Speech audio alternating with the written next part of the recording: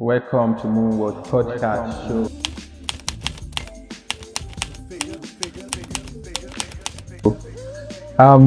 First and foremost, I'm going to say I'm grateful for the support. You guys have been viewing my thing on YouTube. I'm going to say you guys are amazing people. You guys have been so much. These guys have been like a big pillar, like a pillar that I'm just resting on, relaxing on, because the more you guys view it, the more you guys watch what I do on YouTube, the more I feel so much inspired to do more. There's a lot of things happening, there's a lot of things happening in our life, regardless of anything. Regardless of anything, I just want every one of you to know that we are here to portray something. We are here to let you all know that there is something amazing waiting for every one of you. We are here to let you know that waiting you do is good, but you need to do more. We are here to let you know that people might be saying that there is no light at the end of the tunnel, but me and my crew, we are telling you guys that there is a light and something even wonderful at the end of the tunnel. The first episode talks about starting over after defeat. The second episode, which is on YouTube, talks about your mindset is your weapon. So the third episode is just like the combination of the episode 1 and episode 2. Today's episode talks about learning from the great. What do you learn from the great? I thought about it over and over again. I've been thinking that should I talk about people that overcome those setback, those defeat in their field, and they later overcame it and become something that we are talking about today. But I felt like, why will I live in Nigeria that have over 220 million? We have a lot of people that have done incredible well for themselves, that are well famous. Why will I leave Nigeria to go over to the United States or any part of the world to talk about the person? I felt like this person must be from the nation. This person must be from the nation, I was thinking about it, like I used to tell you, I used to read, I used to do some background checks for people that can motivate me to do something amazing for myself.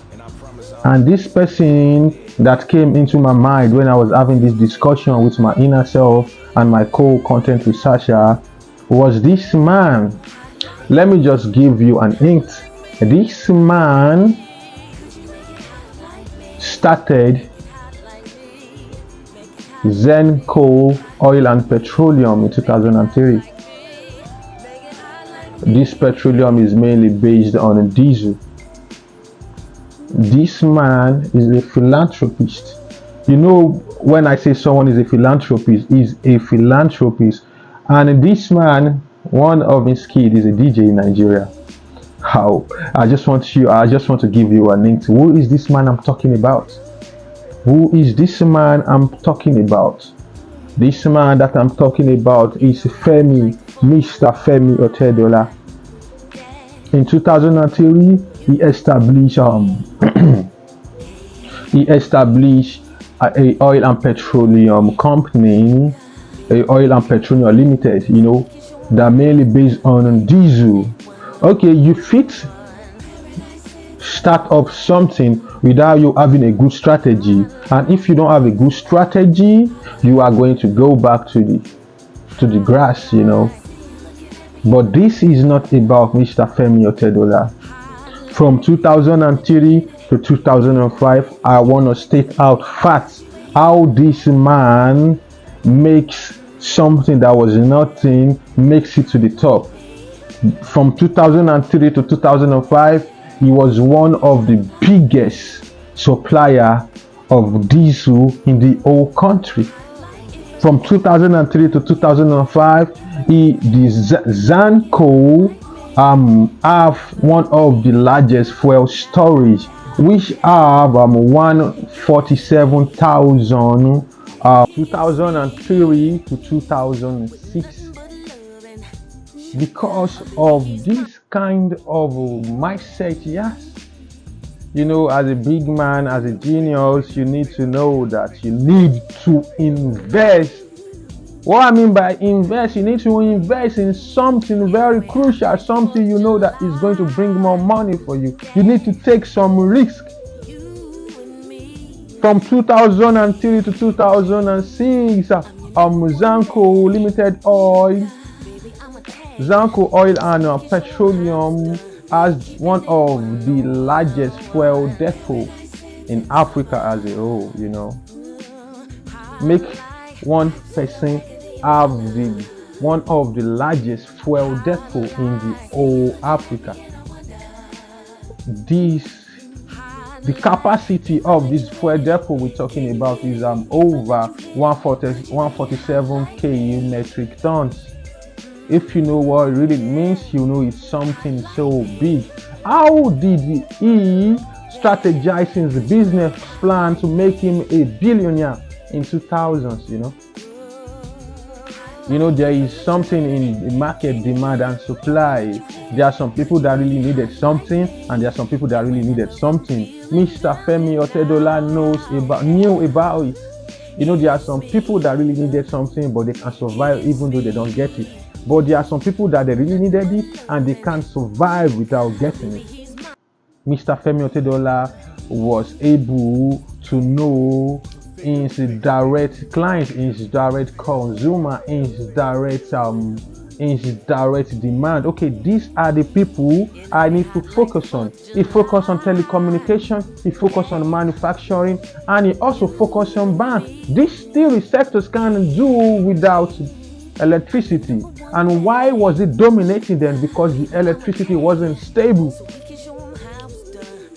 It's just like, okay, the fuel is very high. No matter how it is, the price is very skyrocketing every day. There is no light. Person where they drive motor needs to go out. The telecommunication, the MTN, the Airtel, they really needed something to be able to make them run their day-to-day activity. The bank also really needed electricity, so they really need to buy these things from Mr. Femi Otedola, and he was able to amass so much money from it. What am I trying to say? He also laid good plans for himself as well, to the extent he got the oil importation license without any middleman, directly from the government. Why will someone, individual as him, get something directly from the government? It's because the government really depended on him. If the government depends on you, they are going to give you anything you ask for. He was dominating the diesel market from that 2003 to 2006. He was doing so well.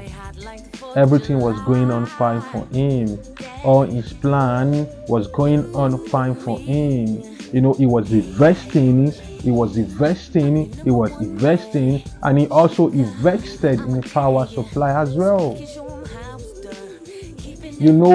If you are a learned person and a businessman, you need to know that investment in some certain sector is just like a generational wealth, something like real estate. He did everything he could. Everything was going on fine for Mr. Femi Otedola. He was one of the billionaires in Africa then, Everything was going on. He was at the peak. Something really happens that turns everything around for him back then. Something that 98.6% of the Nigerian or any businessman is going to pass through, and they will never overcome it ever again, happens to him. Why are we talking about him today? Why am I bringing him into this show today? Why am I telling his story into this show today? It's because he overcame it. People won't talk about you if you not overcome the battle that comes your way. People won't talk about you if you are a soul loser. But because he is a serial winner, that is why I'm talking about him today. And what really happens that makes him to be able to lost everything he worked for. What really happened that make him run into a debt of $1.2 billion in 2008/2009. Someone that have one of the largest fuel depot in all Africa. Someone that is dominating the diesel market in the whole country. Someone the government dependent on him. All the large sector in the country dependent on him. Someone that Dangote group, they have to work hand in hand to him. He secure a huge contract because they can't do without him. They dependent on him. Someone that got a huge contract from Coca-Cola. You should know how big that person is. You should really know how big that person is. And why am I saying all of this? I'm trying to let you all know that you need to have someone you look up to. When I tell you that I looked up to Femi Otedola, it's not mainly about the money aspect. There is something I used to tell people. I don't really want to become that wealthy person. I just want to be able to afford anything I really want to afford at the right time. I just want to be fine. I just want to have a peace of mind to be able to live a good life. It's not about that wealth, I might not be ever wealthy as Mr. Femi Otedola, but that mindset to overcome defeat, to be able to, this is what I really want to do now. This is what I really want to do now. He was never shaking to the extent he committed his suicide. He didn't commit his suicide. If he was so shaking, I'm not going to lie to you, he's going to commit his suicide. I was watching how he was saying it back then on YouTube. I first thought they were talking about $1.2 million. But when I heard $1.2 billion, anytime I'm down, I thought about something that I shall know they owe $1.2 billion now. So what I'm trying to say is that you think about it, everything they go on fine for your life. You think about things they go on fine for your life, and the only thing you think about is suicide. So you don't ever run into $1.2 billion debt before for your life. Like ever since I know about the story of Mr. Femi Otedola, I know they always give up no matter how the setback might be, I know they ever succumb to failure, to defeat, and they always come back stronger regardless of anything. And how did Mr. Femi Otedola was able to pay off his debt, was able to start all over again after a huge defeat, was able to get back to that peak. From grace to grass to grace. That is how it is. And from grace to grass to grace. How was he able to pull out from that huge defeat? We are going to be talking about it in the episode series part B. How did he run into debt? How was he able to walk out from that debt? How was he able to start all over again? And how was he able to become a billionaire again? This is not just talking. This is about, he has already showed the workings and he's still doing something incredible, I just want you all to understand that life isn't about you giving up. Life isn't about you just succumb to defeat. Life isn't about you feeling like, oh, I'm the only one that is going through a lot of this. No matter the thing you are going through, you never ran into a debt of 1.2 billion, right? That is definitely right. So you can overcome it. For Mr. Femi Otedola to overcome a debt of $1.2 billion, in slash 2008 and 9, he was able to overcome it. He paid off the debt and he was able to start all over again. How was he able to start? We are going to talk about it in the second part of the episode. How was he able to gain that courage to go do something amazing for himself? We are going to talk about it in the second part of the episode. I just want you all to you like to drop a comment and be anticipating for the second part of the episode. Tell your friend to tell your friend that Moonwood Podcast Show is here to stay, and we are going to do something amazing together. Bless up. See you to the next time.